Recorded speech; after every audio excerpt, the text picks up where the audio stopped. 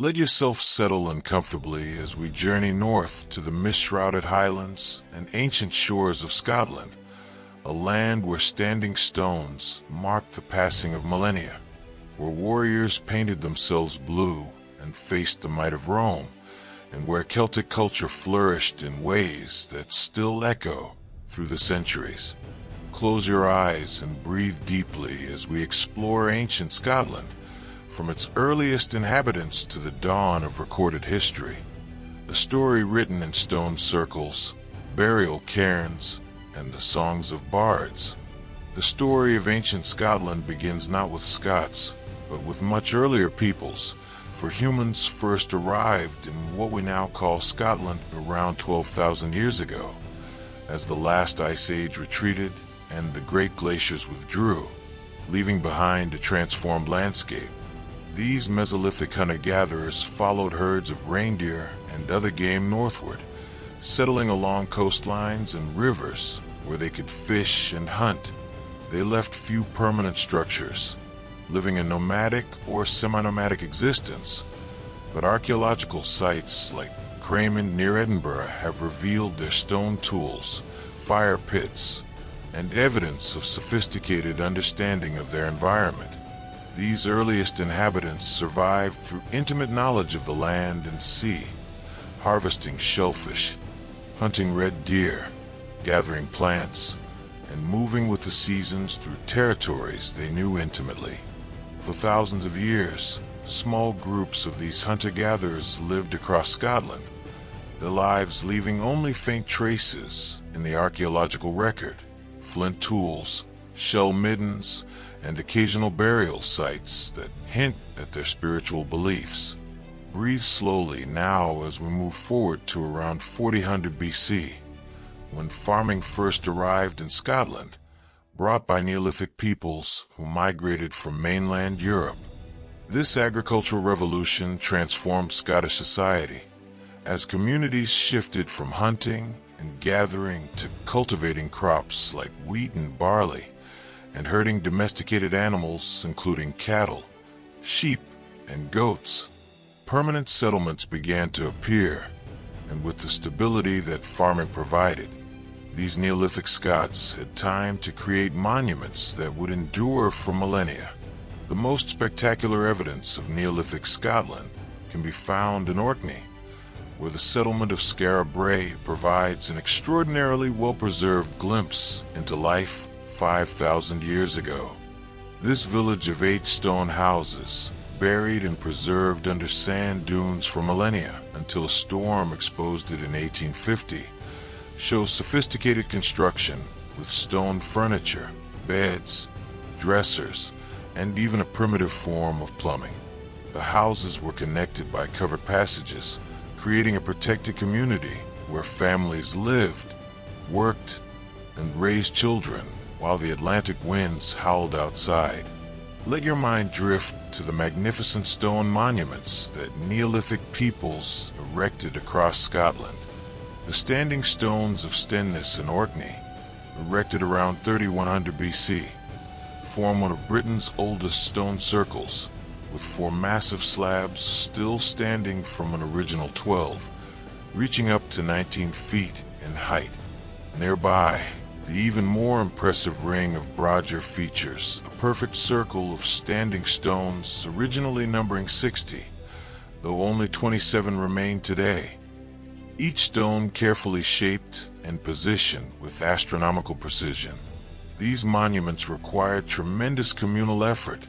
The stones were quarried, transported, and erected using only stone tools, ropes, and human muscle, suggesting highly organized societies capable of mobilizing large workforces for ritual or ceremonial purposes. The purpose of these stone circles has been debated for centuries, but they clearly held profound significance, possibly serving as astronomical observatories, ritual centers, or places where communities gathered for ceremonies marking the seasons, honoring the dead, or celebrating important events in the agricultural calendar. Now, breathe deeply and picture the burial practices of these ancient peoples, which reveal their beliefs about death and the afterlife. Cairns, massive stone mounds covering burial chambers that the Scottish landscape, containing the remains of the honored dead. Maeshowe in Orkney, built around 2800 BC, is one of the finest examples of Neolithic architecture in Western Europe. A chambered cairn with a long entrance passage precisely aligned so that the setting sun on the winter solstice illuminates the back wall of the central chamber, flooding the tomb with golden light. This sophisticated understanding of astronomical alignments demonstrates that these were not primitive peoples, but rather skilled observers of the heavens who incorporated their knowledge into sacred architecture. Inside Maeshowe, generations later, Vikings would break in and leave runic graffiti, including messages like, "These runes were carved by the man most skilled in runes in the Western Ocean," creating a strange dialogue across millennia between ancient tomb builders and medieval raiders. Let yourself relax as we move forward to the Bronze Age, beginning around 2000 BC, when metalworking transformed Scottish society. Bronze, an alloy of copper and tin, allowed the creation of superior tools, weapons, and ornaments, creating new social hierarchies as those who controlled metal resources gained power and prestige. Bronze Age Scotland saw the construction of new types of monuments, including standing stones arranged in pairs or rows rather than circles, and the distinctive recumbent stone circles, found particularly in Aberdeenshire, where one large stone lies on its side, flanked by the two tallest upright stones, possibly representing a connection between the living earth and the standing stones reaching toward the sky. This period also witnessed the development of more sophisticated burial practices, with individual burials in stone cists, box-shaped graves made from stone slabs, often accompanied by pottery beakers decorated with intricate patterns, leading archaeologists to call these people the beaker culture. The dead were sometimes buried with bronze daggers, gold ornaments, and other grave goods, suggesting belief in an afterlife where such possessions would be needed. Breathe slowly and contemplate the dramatic climate change that affected Bronze Age Scotland. Around 1200 BC, the climate cooled and became wetter, causing peat bogs to expand across previously habitable land and forcing communities to adapt or relocate. This climatic deterioration, combined with possible volcanic eruptions that darkened skies across the northern hemisphere, may have triggered social upheaval and contributed to the collapse of Bronze Age trading networks across Europe. In Scotland, communities began building defensive structures, suggesting increased conflict and insecurity. This period marked a transition toward the Iron Age, when iron replaced bronze as the primary metal for tools and weapons, beginning around 800 BC. Iron was more abundant than copper or tin, democratizing access to metal tools and weapons, though mastering ironworking required higher temperatures and more sophisticated techniques.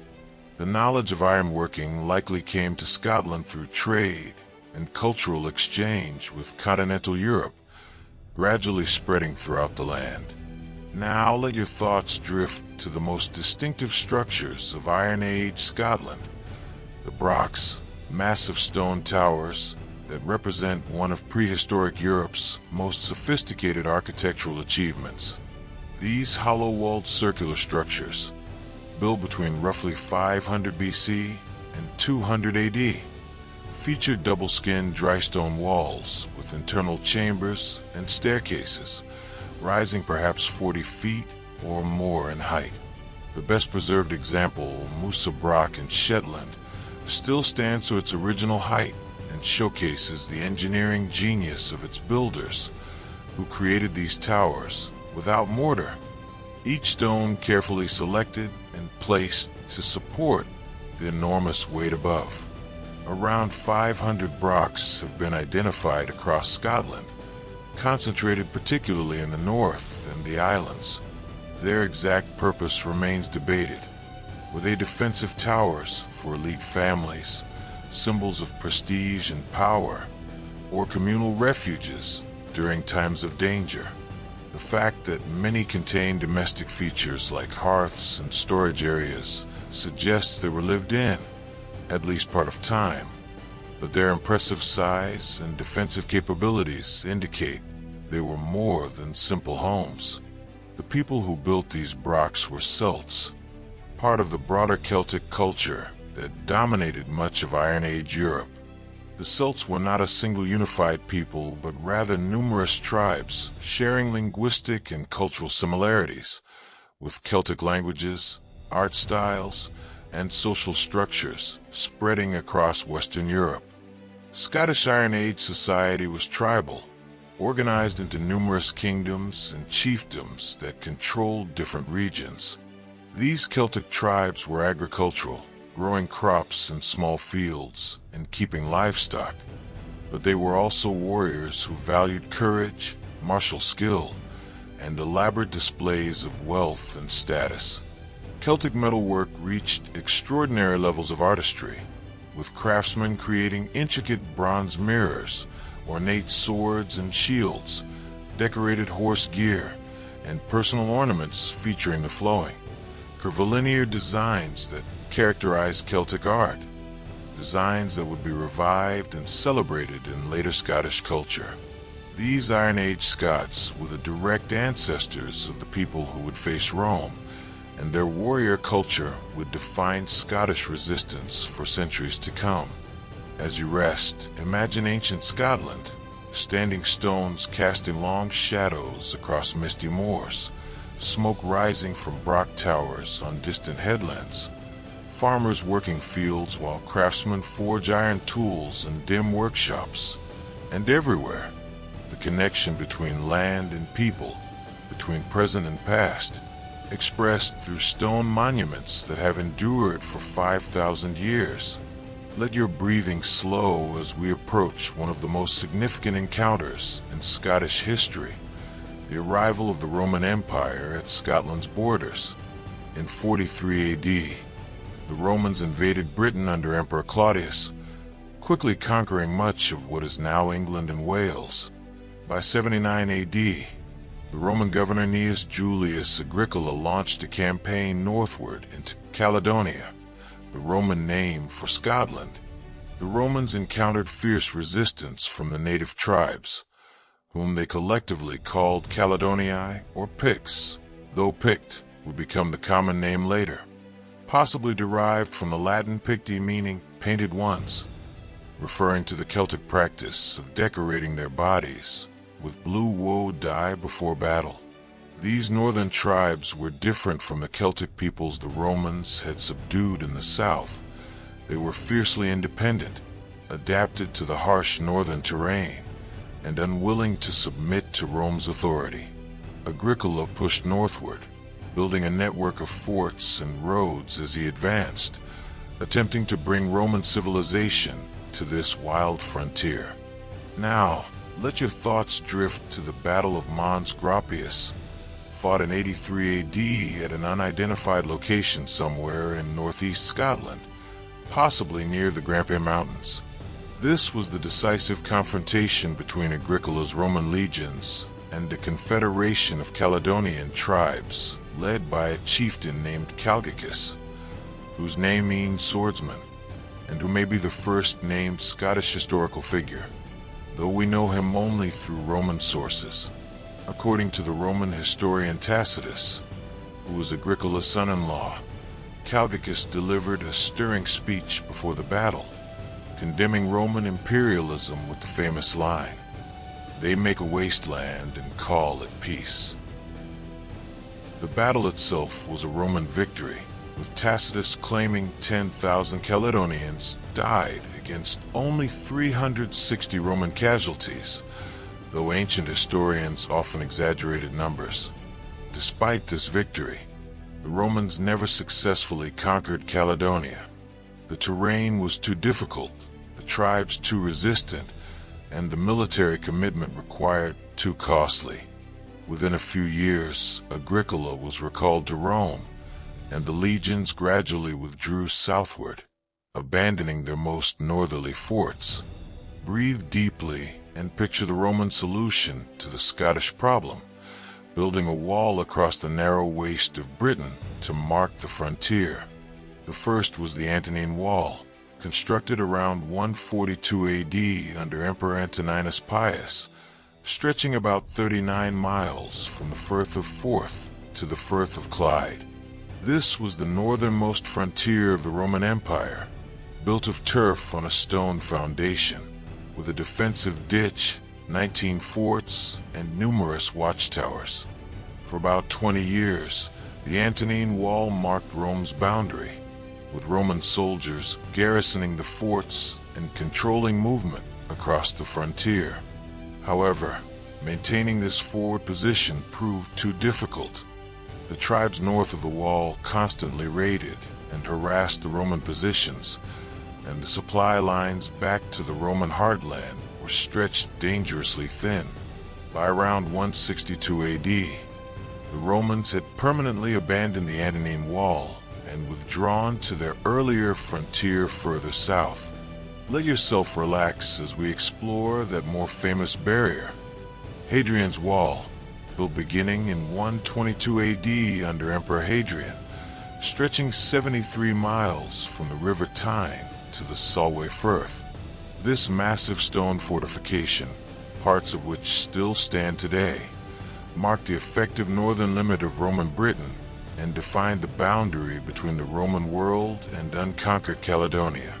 Hadrian's Wall was not just a military barrier, but also a customs post and a powerful symbol of Roman might.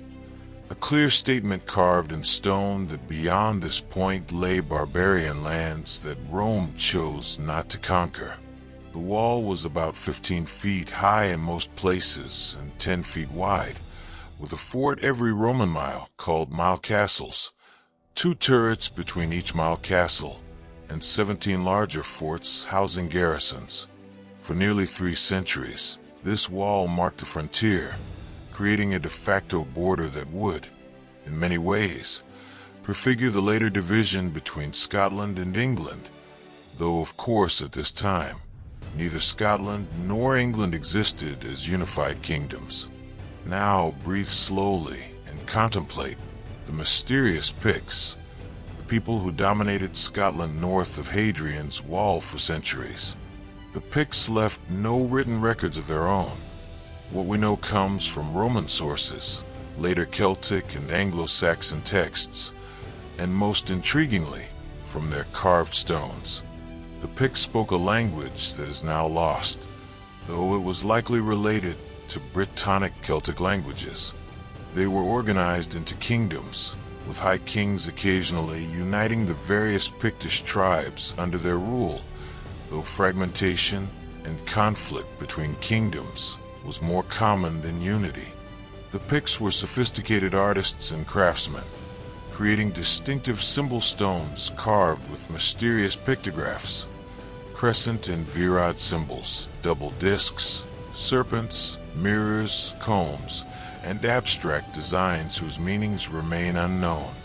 Over 350 Pictish stones survive across Scotland, particularly in the northeast, some also featuring later Christian crosses after the Picts converted to Christianity, creating a unique fusion of pagan symbols and Christian imagery.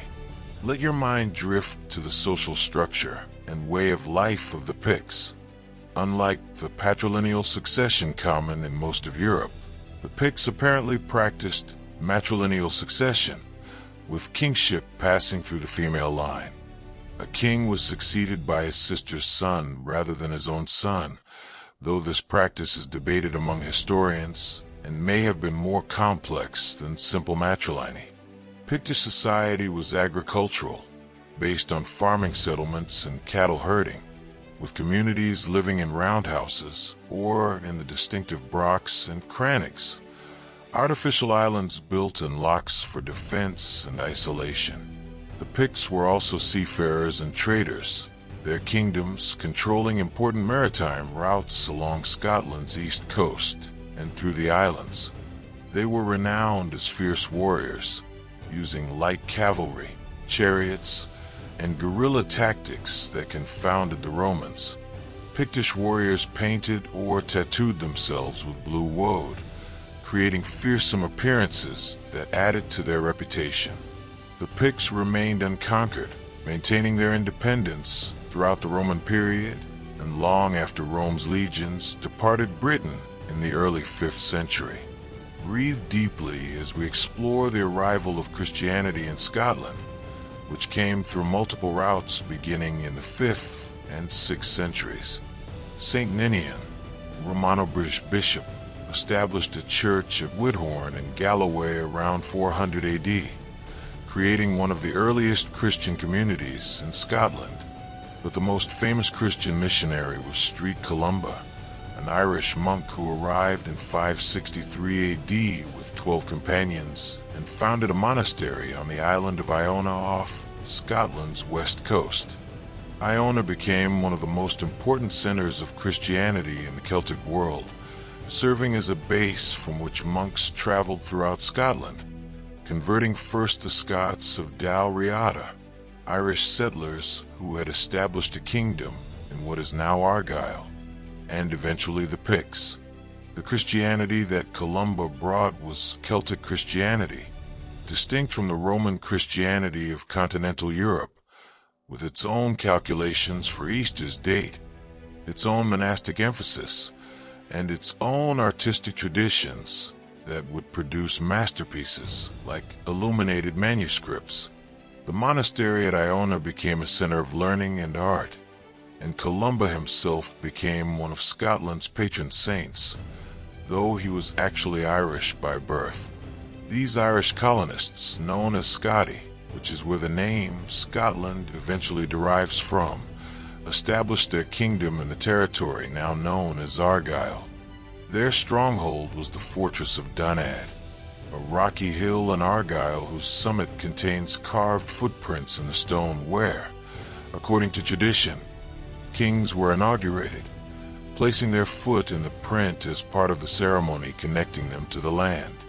The Scots of Dalriada brought their Gaelic language and Irish culture to western Scotland, and over time, through warfare, marriage alliances, and cultural influence, they would gradually merge with the Picts. This merger, culminating in the 9th century under King Kenneth MacAlpin, would create the Kingdom of Alba, the first unified Scottish kingdom. But that story belongs to a later chapter. The Scots of Dalriada were poets, warriors, and sailors, maintaining connections with Ireland while establishing their own identity in their adopted homeland, creating a cultural foundation that would shape Scotland for all time to come. The final fact for this segment concerns the Kingdom of Dalriada, the Scottish kingdom established by Irish settlers from Ulster who arrived in western Scotland around the late 5th century.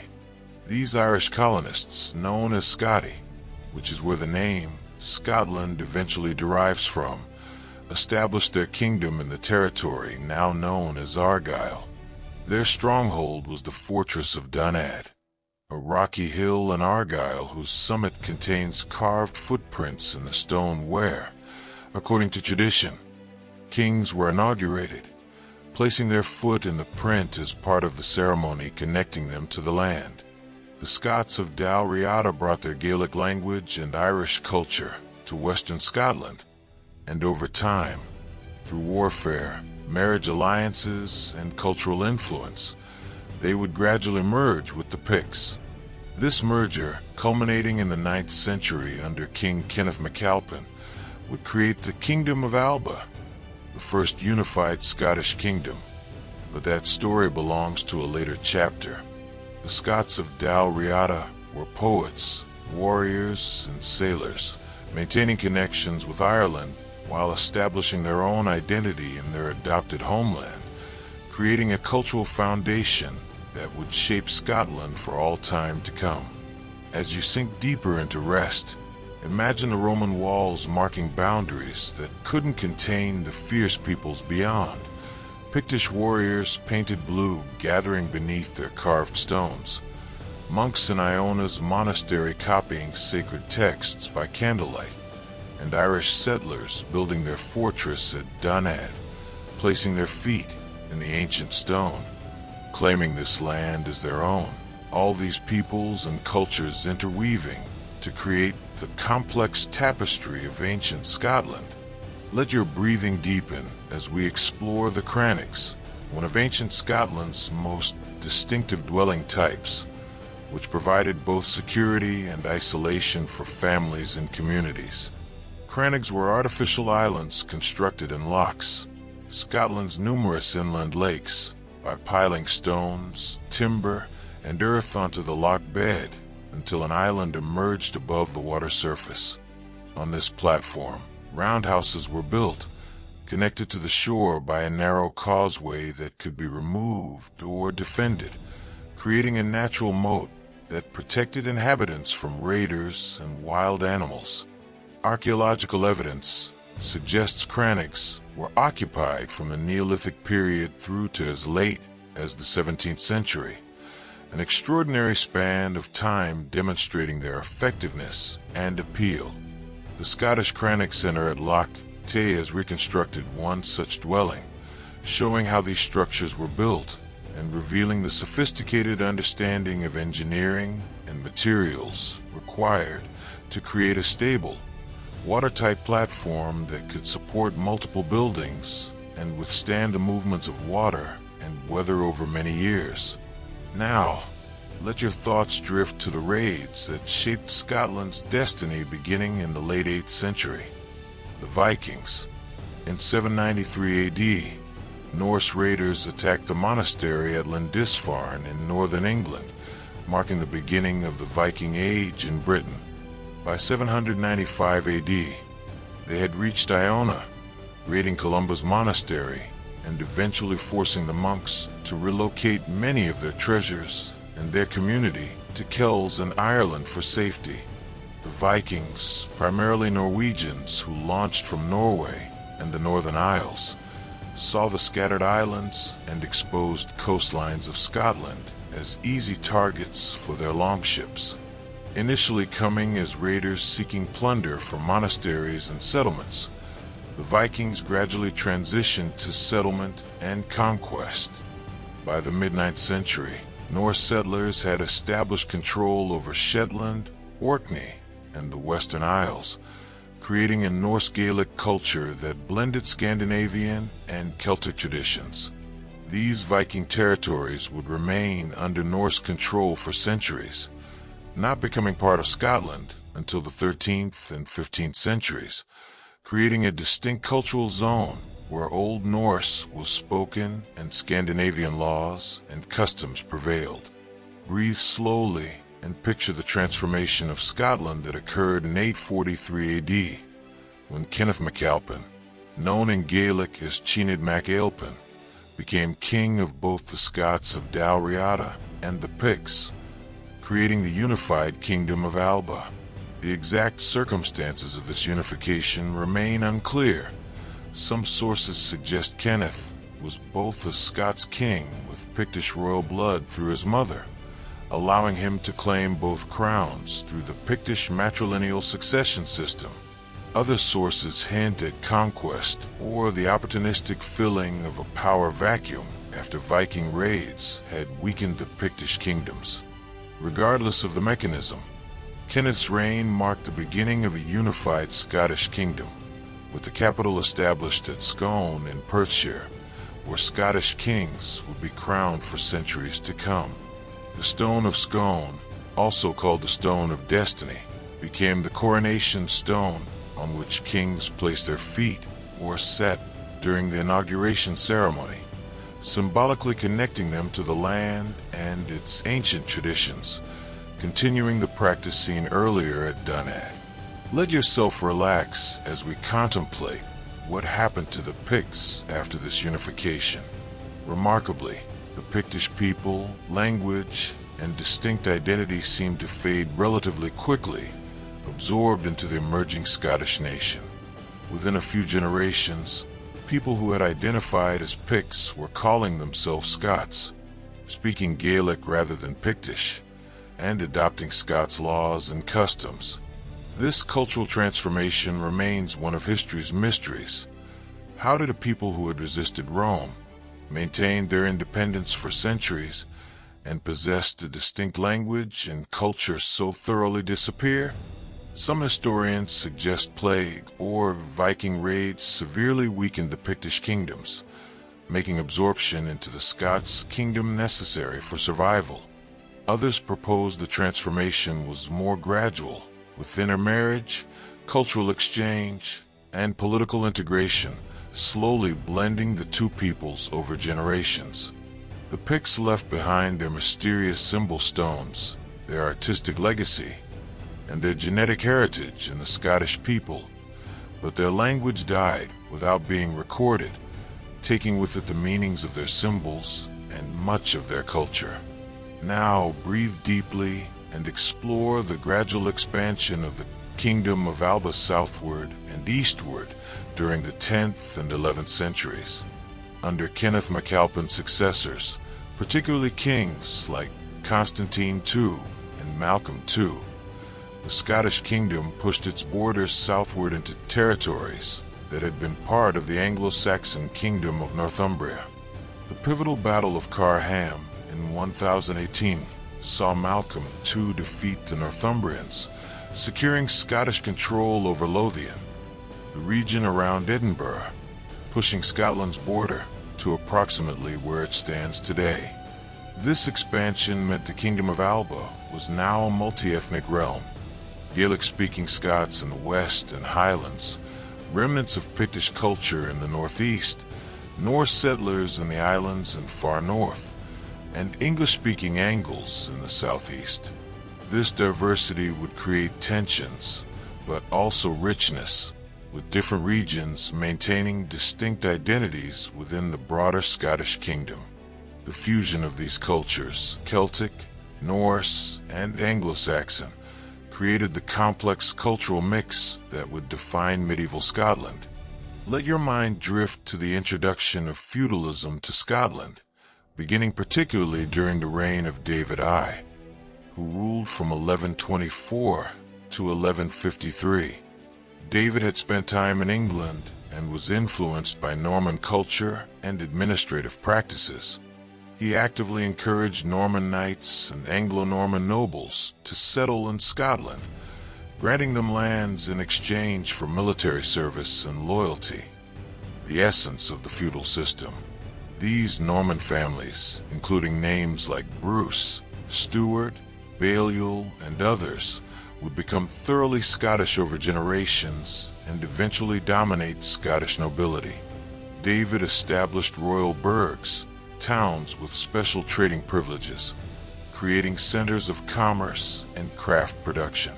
He invited religious orders to establish monasteries in Scotland, founding houses of Cistercians, Augustinians, and other orders that became centers of learning, agriculture, and culture. David reformed the church, organizing it into dioceses under bishops, bringing Scottish Christianity more into line with Roman practice, while maintaining some Celtic traditions. This Davidian revolution, as historians call it, transformed Scotland from a Celtic tribal kingdom into a feudal monarchy with institutions similar to other European kingdoms, laying foundations for the medieval Scottish state. Breathe slowly as we explore the distinctive Scottish clans that emerged, particularly in the Highlands and Islands where feudalism never fully took hold and older Celtic social structures persisted. Clans were extended kinship groups claiming descent from a common ancestor, led by a chief who commanded absolute loyalty from clan members. The clan system was more than just family structure. It was a complete social, economic, and military organization. Clan members worked clan lands, supported their chief in warfare, and identified themselves primarily through clan affiliation. This created a society quite different from the feudal lowlands, where loyalty was based on land tenure rather than blood ties. The clan system would persist for centuries, creating the distinctive Highland culture that would later face suppression after failed rebellions, but would ultimately become romanticized as quintessentially Scottish. Major clans like MacDonald, Campbell, MacLeod, and dozens of others each controlled territories, maintained their own traditions, and sometimes feuded with rival clans, creating a complex mosaic of allegiances and conflicts that characterized Highland society. The final fact for this segment concerns the devastating wars of independence that defined medieval Scotland, beginning when King Alexander III died in 1286, falling from his horse on a stormy night near Kinghorn. Alexander's death without a clear heir plunged Scotland into a succession crisis. The throne eventually passed to his young granddaughter Margaret, the Maid of Norway, but she died in 1290 at age 7 while sailing to Scotland, never having set foot in her kingdom. This created a crisis with 13 different claimants to the Scottish throne, the Great Cause, and Scottish nobles made the fateful decision to ask Edward I of England to arbitrate. Edward selected John Balliol as king in 1292, but treated him as a vassal and Scotland as a subordinate kingdom.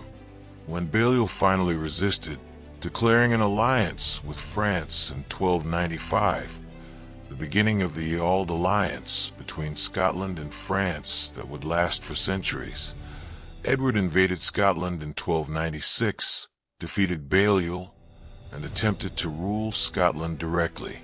He seized the Stone of Destiny and took it to Westminster Abbey in London, symbolically claiming Scotland's sovereignty. This began the wars of independence that would last, with interruptions, for over 60 years, producing heroes like William Wallace and Robert the Bruce, and ultimately confirming Scotland's independence as a nation. As you rest in deep tranquility, imagine the transformation of ancient Scotland, from Pictish kingdoms to unified Alba, from Celtic tribal society to feudal monarchy, from independence to English invasion and the desperate struggle for freedom, all these changes flowing like the waters through Scotland's countless lochs, carrying the ancient land forward through centuries of conflict and transformation. Let your breathing slow as we follow the rise of William Wallace, the knight who became Scotland's most legendary champion during the Wars of Independence. Wallace emerged in 1297 as a leader of resistance against English occupation, winning a stunning victory at the Battle of Stirling Bridge, where Scottish forces defeated a much larger English army by controlling the narrow bridge crossing and catching the English as they crossed, unable to deploy their superior numbers effectively. Wallace was appointed guardian of Scotland, effectively ruling in the name of the exiled King John Balliol, but his triumph was short-lived. In 1298, Edward I returned with a massive army and defeated Wallace at the Battle of Falkirk, where English longbow archers devastated the Scottish schiltrons, formations of spearmen standing shoulder to shoulder in defensive circles. Wallace resigned as guardian but continued fighting as a guerrilla leader until his betrayal and capture in 1305. He was taken to London, tried for treason, though he famously declared he could not be a traitor to a king he had never sworn allegiance to, and executed with brutal medieval cruelty. His body quartered and displayed in different cities as a warning. Yet Wallace's resistance had bought Scotland time and inspired a spirit of defiance that would not be extinguished.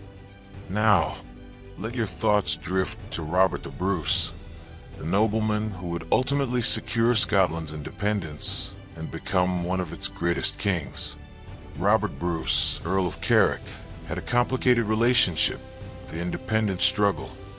He had sometimes supported the English, and his family's claim to the throne meant he often competed with other Scottish nobles as much as with the English. In 1306, Bruce made a decisive and desperate move. He met John Comyn, his rival for the Scottish throne, in Greyfriars Church in Dumfries, and, during an argument, stabbed him before the altar, a sacrilegious act that earned Bruce excommunication from the Pope. With this bridge burned, Bruce had no choice but to commit fully to independence.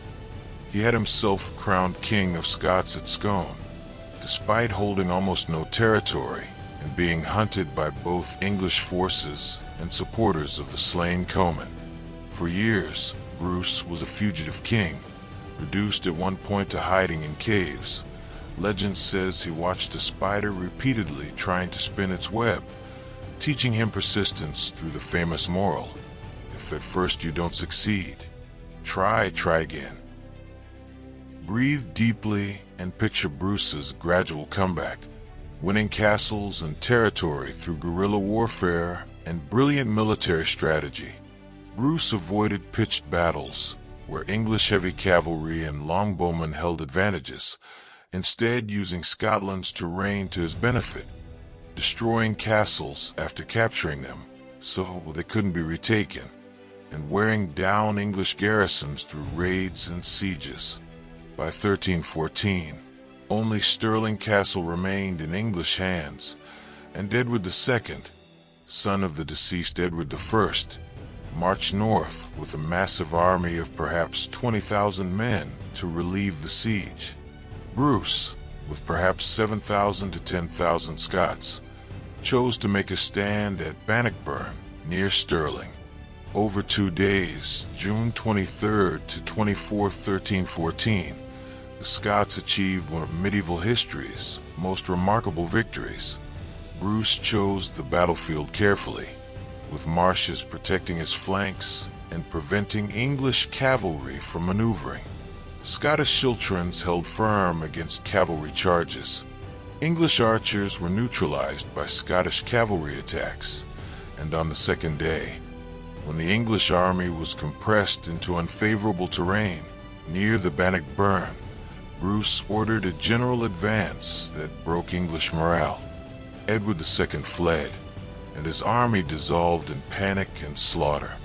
Let yourself relax as we explore the aftermath of Bannockburn, which secured Robert the Bruce's position but did not immediately end the war. England refused to recognize Scottish independence, and raids and counter-raids continued for years. Bruce sent his brother Edward to open a second front by invading Ireland, hoping to create a pan-Celtic alliance, but Edward was killed in 1318, and the Irish campaign failed. The breakthrough came through diplomatic rather than military means. In 1320, Scottish nobles and clergy sent a letter to Pope John XXI, now known as the Declaration of Arbroath, one of the most eloquent statements of national sovereignty ever written. This Latin document, sealed by 8 earls and about 40 barons, declared that the Scottish people, not just their king, had the right to independence, and famously stated that they fought not for glory, nor riches, nor honors, but for freedom alone, which no good man gives up except with his life. The declaration argued that if Robert Bruce failed to maintain Scottish independence, they would depose him and choose another king, a radical assertion that sovereignty ultimately rested with the community of the realm, not divine right. This impressed the Pope, who lifted Bruce's excommunication and pressured England to negotiate. Now breathe slowly and contemplate the Treaty of Edinburgh-Northampton in 1328, which finally recognized Scottish independence, with England acknowledging Robert the Bruce as King of Scots and Scotland as a sovereign kingdom. The treaty was sealed by a royal marriage. Bruce's young son David was married to Joan, sister of the English King Edward III.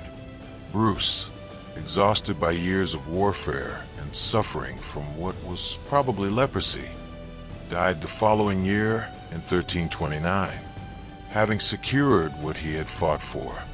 However, peace would not last. Edward III would later renounce the treaty, and Scotland's independence would be tested repeatedly over the coming centuries. Yet Bruce had established Scotland's legitimacy as a nation, created a legend of Scottish resistance that would inspire future generations, and demonstrated that a small nation could defeat a larger, wealthier power through determination, strategic brilliance, and skillful use of terrain and tactics. Robert the Bruce became, and remains, Scotland's greatest national hero, a king who rose from fugitive to liberator. Let your mind drift to the cultural achievements of medieval Scotland, for this was not merely a land of warfare, but also of learning, art, and literature. Scottish monasteries and cathedral schools preserved and copied manuscripts, maintaining learning through troubled times. The Declaration of Arbroath itself demonstrates the literacy and rhetorical sophistication of Scotland's educated class. Scottish poets composed works in Gaelic, celebrating clan histories and heroic deeds, while others wrote in Scots, the form of English that had developed in lowland Scotland. Architecture flourished, with magnificent cathedrals built at St. Andrews, Glasgow, and Elgin, along with countless parish churches showing both Norman and Gothic influences. Scottish stonemasons created intricate carvings, and Scottish metalworkers produced beautiful brooches, weapons, and ecclesiastical objects. The University of St. Andrews was founded in 1413, Scotland's first university, followed by Glasgow in 1451 and Aberdeen in 1495, creating centers of learning that educated clergy, lawyers, and administrators who would serve the Scottish kingdom and church. Breathe deeply as we explore the old alliance between Scotland and France, formalized in 1295, but continuing with renewals and modifications until 1560. This alliance, one of the longest lasting in European history, was built on the principle that the enemy of my enemy is my friend. Both Scotland and France faced English power and territorial ambitions, and their alliance meant England faced potential war on two fronts whenever it threatened either nation. Scottish soldiers served in French armies, particularly during the 100 Years' War, forming the Garde Écossaise, an elite Scottish guard that protected French kings. Scottish merchants traded extensively with French ports, bringing wine, cloth, and other goods to Scotland while exporting wool, fish, and other Scottish products to France. French language and culture influenced Scottish court life, with many Scottish nobles speaking French and adopting French customs. French troops occasionally fought in Scotland against the English, though they were not always welcome. Foreign soldiers rarely are. This alliance bound Scotland to continental European politics and culture in ways that England's other neighbors did not experience, giving Scotland a cosmopolitan outlook and ensuring Scottish history was intertwined with broader European conflicts and developments. The final fact for this segment concerns the Black Death, which reached Scotland in 1349, later than its devastating arrival in England in 1348, but no less terrible in its impact. The plague killed between 1/3 and 1/2 of Scotland's population, devastating communities, wiping out entire families, and creating labor shortages that transformed Scottish society. Monasteries were particularly hard hit, as monks living in close communities contracted the disease and died in large numbers, sometimes losing most of their members. The plague returned in waves over the following centuries, each outbreak bringing death and disruption. The demographic catastrophe had profound effects. Surviving workers could demand higher wages due to labor scarcity. Some areas were depopulated and never fully recovered, and the trauma contributed to religious anxiety and fervor, as people sought explanations for God's apparent wrath. The Black Death struck Scotland at a time when it was still recovering from the wars of independence, adding pestilence to the burdens of a nation that had already endured decades of warfare, creating a context of hardship and struggle that would define much of 14th century Scottish life. As you sink into deeper rest, imagine medieval Scotland, Bruce's banner flying above Bannockburn, monks in St. Andrews copying the Declaration of Arbroath by candlelight, Scottish soldiers in France serving in the Garde Essays, and through the devastation of plague and war, a nation that had defined itself through struggle, claimed its sovereignty through sacrifice, and built a culture that honored both martial valor and learning, both fierce independence and alliance with distant friends. Let your breathing deepen as we explore the Stuart dynasty, which would rule Scotland for over 3 centuries, beginning when Robert the Bruce's grandson, Robert II, came to the throne in 1371. The Stuarts, originally spelled Stuart after Mary, Queen of Scots, brought French spelling conventions to Scotland, descended from Walter the Steward, who had married Bruce's daughter Marjorie.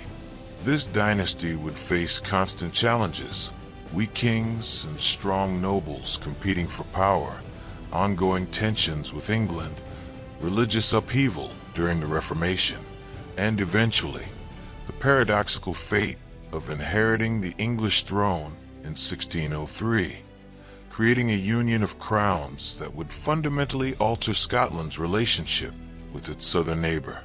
The early Stuart kings struggled to control their own nobility, with powerful families like the Douglases sometimes wielding more real power than the crown, and with the Highlands and Islands remaining largely autonomous under clan chiefs who acknowledged royal authority only nominally.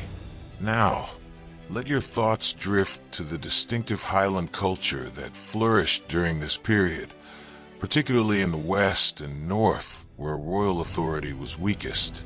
The Lords of the Isles, chiefs of Clan Donald, ruled a virtually independent maritime kingdom from the 14th to late 15th centuries, controlling the Western Isles and much of the western seaboard from their power base in Islay. These Gaelic Norse lords maintained their own courts, made treaties with foreign powers, including England and Ireland, and commanded fleets of galleys, swift warships rowed by oarsmen that could navigate both open sea and shallow coastal waters. The lordship of the Isles represented the continuation of older Celtic and Norse traditions, with bards composing poetry in classical Gaelic, harpers playing at feasts, and warriors maintaining martial traditions that stretched back centuries. This semi-independent realm within Scotland created ongoing tensions as Stuart kings attempted to assert authority while Highland lords resisted centralization, preserving their own languages, laws, and customs against lowland and royal encroachment. Breathe slowly and picture the dramatic transformation that would reshape Scotland, the Protestant Reformation, which came to Scotland in the mid-16th century, later than in England, but ultimately more thoroughly. John Knox, a fiery preacher who had studied with John Calvin in Geneva, returned to Scotland in 1559 and became the driving force behind Scottish Reformation. Knox and other reformers rejected papal authority, the Catholic Mass, clerical celibacy, and elaborate church rituals, advocating instead for a Reformed church based on Scripture, simplified worship, and the authority of kirk sessions, local church councils of elders. In 1560, the Scottish Parliament abolished papal authority and forbade the celebration of Mass, effectively making Scotland a Protestant nation. Though many Scots, particularly in the Highlands, remained Catholic, the Reformation had profound effects beyond religion. It promoted literacy, as Protestants believed everyone should read the Bible for themselves. It redistributed wealth and land as church properties were seized, and it created a new power structure as the Kirk became a major force in Scottish life, with ministers exercising moral authority in communities across the nation. Let yourself relax as we explore the tragic story of Mary, Queen of Scots, perhaps Scotland's most famous and controversial monarch. Mary became queen at just 6 days old when her father, James V, died in 1542. She was sent to France as a child, married the French Dauphin, who briefly became king before dying young, and returned to Scotland in 1561 as a Catholic queen ruling a newly Protestant nation. Beautiful, cultured, and politically inexperienced, Mary faced immediate challenges. Her marriage to her cousin, Lord Darnley, proved disastrous. He was murdered in 1567 under mysterious circumstances, with Mary's involvement suspected though never proven. Her subsequent marriage to the Earl of Bothwell, widely believed to be Darnley's murderer, scandalized Scotland. Protestant lords rose in rebellion, forcing Mary to abdicate in favor of her infant son James VI. Mary fled to England, seeking protection from her cousin Elizabeth I, but instead spent 19 years as Elizabeth's prisoner before being executed in 1587 for allegedly plotting against the English queen. Mary's legacy remains contested. Was she a romantic heroine, a political victim, or a dangerous conspirator? Her life certainly demonstrated the perils of being a female monarch in the 16th century and the deadly intersection of religion, politics, and dynastic ambition. Now, breathe deeply and contemplate the union of the crowns in 1603, when Mary's son, James VI of Scotland, inherited the English throne as James I of England following Elizabeth I's death without heirs. James became ruler of both kingdoms, but they remained separate nations with their own parliaments, laws, and churches. A personal union through the monarch rather than a political union of states. James moved his court to London, and Scottish nobles and courtiers followed, leaving Scotland increasingly governed by absence monarchy. This created resentment among Scots who felt their king had abandoned them, though James attempted to rule both kingdoms fairly and dreamed of eventually uniting them more completely. The Union of Crowns was a watershed moment.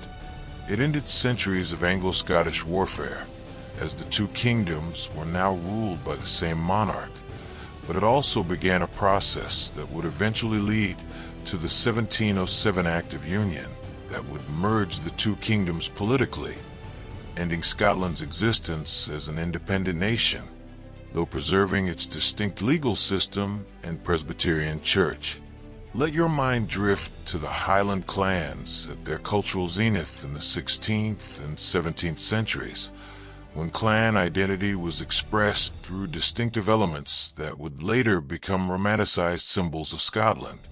Clan tartans, patterns of colored stripes woven into wool, developed during this period, with different clans associated with different patterns, though the systematic clan tartans we know today were largely formalized later.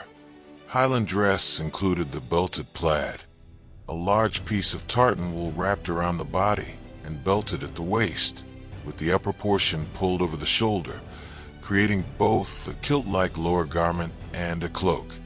Clans gathered for ceilidhs, social gatherings featuring music, dancing, storytelling, and feasting, where bards recited clan genealogies and tales of ancestors' deeds, preserving oral traditions. The bagpipes, though not unique to Scotland, became the characteristic Highland instrument, used both for entertainment and as a military instrument, with pipers leading clan warriors into battle. This rich Highland culture existed in tension with lowland and urban Scotland, creating a cultural divide that would have profound consequences when Highland clan chiefs, chose the wrong side in dynastic conflicts in the 18th century. Breathe slowly as we explore the Scottish Enlightenment's roots in the educational and intellectual traditions established in ancient and medieval Scotland. The emphasis on education that came with Protestantism, the three ancient universities and later additions, and Scotland's connections to continental Europe through the Old Alliance and trade created an intellectual culture that valued learning and debate. By the 18th century, Scotland would produce philosophers like David Hume and Adam Smith, scientists like James Hutton, inventors like James Watt, and writers like Robert Burns and Walter Scott, punching far above the country's weight in terms of population. This intellectual flowering had roots in the medieval period, when Scottish monasteries preserved learning, when the Declaration of Arbroath demonstrated rhetorical sophistication, and when Scottish clerics and scholars traveled to European universities and brought knowledge back to Scotland. The combination of Presbyterian emphasis on literacy and education, practical attitudes toward commerce and improvement, and relative intellectual freedom created conditions for remarkable achievements in philosophy, economics, science, engineering, medicine, and literature. The final fact for this segment concerns the distinctive Scottish legal system, which developed separately from English common law and retained its independence even after political union with England. Scots law drew on multiple sources: Celtic customary law, feudal law introduced by the Normans, canon law from the medieval church, and particularly Roman civil law studied by Scottish lawyers who trained at continental universities. This Roman law influence made Scots law more systematic and codified than English common law's emphasis on precedent and case law. Even after the 1707 Act of Union, Scotland retained its separate legal system with its own courts, judges, and legal profession, as guaranteed by the Union Treaty.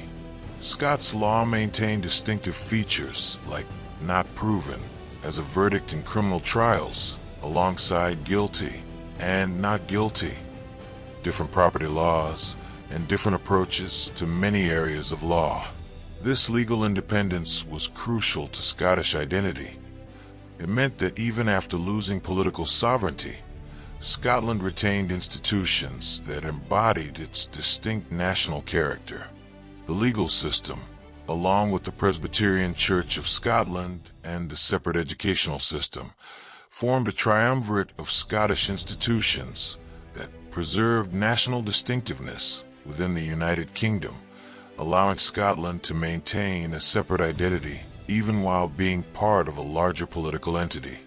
As you rest in complete peace, let the long story of ancient Scotland settle over you like Highland mist, from the first hunter-gatherers following Ice Age glaciers north, through Neolithic farmers erecting stone circles, Celtic warriors resisting Rome, Pictish kingdoms and Irish settlers, Viking raids and unification under Kenneth MacAlpin, wars of independence and declarations of sovereignty, Reformation and royal unions, clans and culture, law and learning, all these threads woven together to create a nation that maintained its identity through conquest, union, and transformation, preserving something essential even as everything changed, the ancient stones still standing, the old songs still remembered, the spirit of a people who carved their story in stone and blood and word across 5,000 years. Let your breathing slow as we explore the Jacobite risings, the final chapter of ancient Scotland's story and the tragic end of the old Highland way of life. Jacobite comes from Jacobus, the Latin form of James, and referred to supporters of the exiled Stuart kings, James VII of Scotland, James II of England, and his descendants, who had been deposed in 1688 to 89 during the Glorious Revolution for being Catholic. The Jacobite cause attracted Highland clans who resented lowland domination and the increasing power of the British state, along with some lowland Scots who opposed the 1707 Act of Union that had ended Scotland's independence. Major risings occurred in 1715, 1719, and most famously in 1745, when Charles Edward Stuart, Bonnie Prince Charlie, the Young Pretender, landed in Scotland and raised the Stuart standard at Glenfinnan. Highland clans rallied to him, and his army marched south, briefly holding Edinburgh and advancing into England as far as Derby before retreating in the face of superior government forces. Now, let your thoughts drift to the catastrophic Battle of Culloden on April 16, 1746, the last pitched battle fought on British soil and the death knell for the Jacobite cause and Highland culture.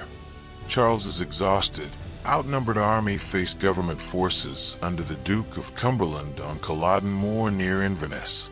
The Highlanders, famously effective in their traditional charge, a furious rush down hillsides onto enemy lines, were drawn onto open, flat moorland where government artillery and musketry could slaughter them before they reached the enemy lines. The battle lasted less than an hour, ending in total defeat, with perhaps 1,500 to 2,000 Jacobites killed compared to about 300 government casualties. Cumberland earned the nickname Butcher for his treatment of survivors. Wounded Jacobites were killed where they lay. Prisoners were often executed without trial, and his troops swept through the Highlands, hunting fugitives and punishing suspected Jacobite sympathizers.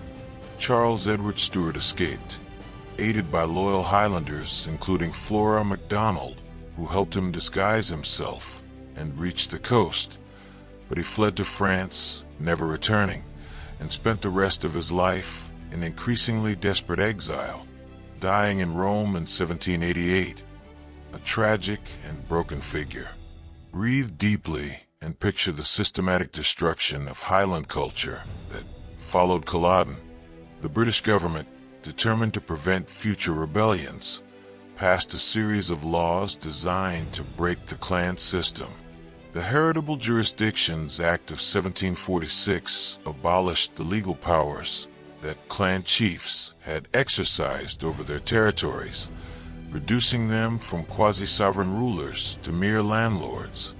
The Act of Prescription in 1746 banned Highland dress, including kilts and tartans, prohibited the carrying of weapons, and made speaking Gaelic a mark of backwardness to be suppressed.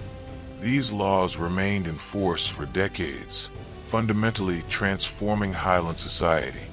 Chiefs who had once seen themselves as fathers to their clans, responsible for their people's welfare, became landlords focused on extracting maximum profit from their estates. This mentality would lead directly to the Highland clearances of the late 18th and 19th centuries, when tens of thousands of Highlanders were evicted from their ancestral lands to make way for more profitable sheep farming, creating a diaspora that spread Scottish people across the British Empire and to North America, forever changing both the Highlands and the places where these displaced people settled. Let yourself relax as we contemplate the paradox of Scotland's fate in the centuries following Union and the suppression of Highland culture. Even as Scotland lost political independence and the Highlands were cleared and culturally suppressed, Scottish identity remained strong, and Scots played disproportionately large roles in building the British Empire, in the Industrial Revolution, and in intellectual and cultural life. The Scottish Enlightenment flourished in Edinburgh and Glasgow, making 18th century Scotland one of Europe's intellectual powerhouses. Scottish engineers built railways and bridges across the world. Scottish missionaries, soldiers, administrators, and merchants spread across the empire. Scottish inventors and scientists made breakthrough discoveries. Yet this success came at a cost.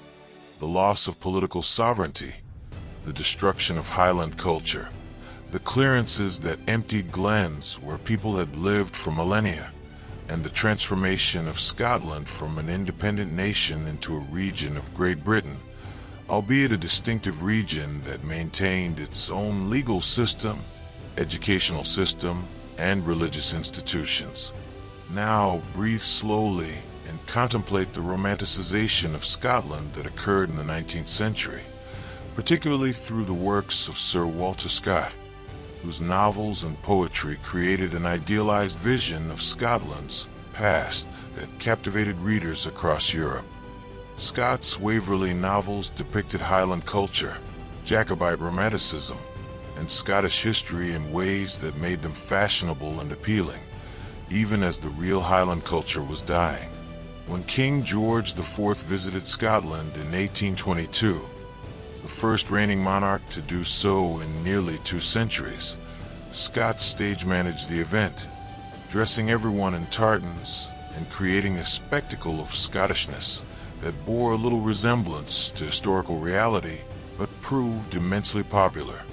Queen Victoria later fell in love with the Highlands, building Balmoral Castle as a retreat and popularizing Highland culture as picturesque and noble rather than threatening and rebellious. Ironically, tartans that had been banned after Culloden became fashionable symbols of Scottish identity, with clan tartans systematized and commercialized. The bagpipes, once instruments of war, became symbols of heritage and ceremony. This romantic vision of Scotland, all kilts, castles, and misty glens, became how the world saw Scotland, even as it obscured the more complex and often painful realities of Scottish history. Let your mind drift to the standing stones and ancient monuments where our story began, for these Neolithic and Bronze Age structures remain throughout all of Scotland's transformations, silent witnesses to 5 millennia of human history. Callanish on the Isle of Lewis, erected around 3000 BC, still stands in its cruciform arrangement, stones reaching toward the sky, as they did when Bronze Age peoples performed rituals whose meaning we can only guess. The ring of Brodger and Orkney still marks the seasons, as precise in its astronomical alignments as when it was built 4,500 years ago. Maeshowe's chamber still floods with light on the winter solstice, connecting modern observers to ancient peoples who tracked the sun's journey through the sky. These monuments survived Rome's legions, Pictish kingdoms, Viking raids, medieval warfare, Reformation, Union, and clearances, enduring when so much else has been lost. They remind us that Scotland's story began not with historical records, but with people who shaped stone and understood the heavens, who honored their dead and marked sacred spaces, who created beauty and meaning in harsh northern landscapes millennia before the first chronicles were written. Breathe deeply as we reflect on the Gaelic language, once spoken across most of Scotland, reduced over centuries to the Highlands and Islands, then further diminished by suppression and Anglicization until it became endangered. Yet Gaelic survives, taught in schools, spoken in communities, preserved in songs and poetry that carry forward traditions from the medieval period and beyond. Place names across Scotland remain Gaelic: Ban for mountain, Loch for lake, Glen for valley, Inch or Innis for island, so that even English speakers unknowingly speak Gaelic words daily when referring to Scottish geography. The Celtic heritage that Gaelic represents connects modern Scotland to the Iron Age tribes who resisted Rome, to the Scots of Dalriada who brought Gaelic to Scotland, to the bards who composed poetry in medieval courts, to the ordinary people who spoke it in their daily lives for well over 1,000 years. The survival of Gaelic, however precarious, represents the survival of something essential about Scotland's ancient identity. The concept of Scottish identity itself deserves final contemplation, For what makes Scotland Scotland? It's not a single ethnicity. Scots are descended from Picts, Celts, Irish, Norse, Angles, Normans, and others. It's not a single language. Gaelic, Scots, and English have all been Scottish tongues. It's not unchanging traditions. Scotland has transformed repeatedly across its history. Perhaps Scottish identity lies in the accumulated weight of shared history, in the landscape itself, the mountains and lochs and islands, in institutions like the legal system and education, in cultural touchstones from Burns poetry to tartan to bagpipes, in the stories Scots tell themselves about who they are and where they come from. It lies in resistance against Rome, against England, against cultural suppression, and in resilience, the ability to adapt and survive while maintaining some essential core. Scotland's identity was forged over 5,000 years, layer upon layer, each age adding something while preserving echoes of what came before, creating a palimpsest where ancient standing stones coexist with modern cities, where medieval castles overlook contemporary life, where the past is never entirely past, but remains present, shaping how Scots see themselves and their place in the world. The final fact to contemplate as you drift into the deepest sleep is that ancient Scotland's story doesn't truly end, for history is continuous, and the Scotland that exists today remains connected to its ancient past through landscape, institutions, culture, and collective memory. The stones that Neolithic peoples erected still stand. The legal system developed over a millennium still functions. The universities founded in medieval times still educate students. The clan names and tartans, however commercialized, still connect families to ancestral roots. The spirit of independence that drove Wallace and Bruce still manifests in political movements. The romantic vision of Scotland that Scott created still shapes tourism and identity. And most fundamentally, the land itself remains. The Highlands and Lowlands, the lochs and glens, the islands and coastlines, unchanged in their essential character even as everything upon them has transformed. Ancient Scotland isn't a concluded story, but a living heritage, continually reinterpreted but never entirely lost, preserved in stone and song, in place names and traditions, in the consciousness of a people who remember, however imperfectly, the long journey from Ice Age to modern age, from stone circles to cities, from tribal kingdoms to devolved parliament, carrying forward something ancient into an uncertain future. As you rest in the deepest tranquility, let 5,000 years of Scottish history wash over you like waves on a Western Isles shore. Hunter-gatherers and farmers, stone circles and brocks, Picts and Scots, Romans and Vikings, saints and kings, wars and unions, clearances and diasporas, loss and survival, all flowing together in the story of a small nation at the edge of Europe that carved its identity from stone and struggle, that maintained itself through transformation, that remembers its ancient past even as it shapes its modern future. The old stones still standing, the old stories still told, the ancient spirit still alive.